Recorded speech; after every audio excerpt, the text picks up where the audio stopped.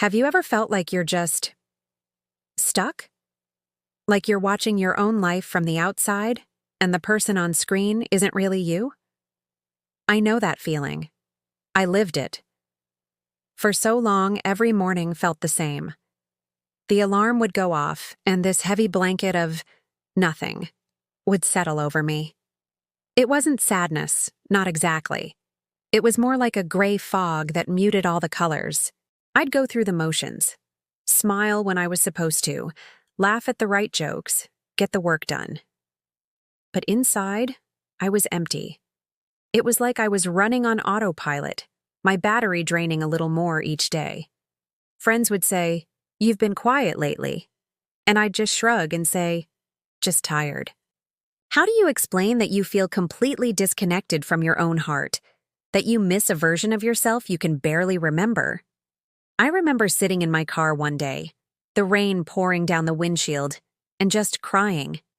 Not because something specific happened, but because I was so exhausted from pretending, so tired of the emptiness. I looked at my own reflection in the rearview mirror, and I didn't recognize the person staring back. The spark was gone. That was my rock bottom. And you know what they say about rock bottom? It's a solid foundation to rebuild on. That day, I made a choice. It wasn't a big, dramatic movie moment. It was a quiet whisper to myself, "I do not want to feel like this anymore." It started small. I forced myself to go for a walk, even when every cell in my body screamed to stay in bed. I called a friend, the one I knew wouldn't just say cheer up, but would actually listen. I started writing down one tiny thing each day that didn't feel completely gray. A good cup of coffee, the way the sun felt on my face for 5 minutes.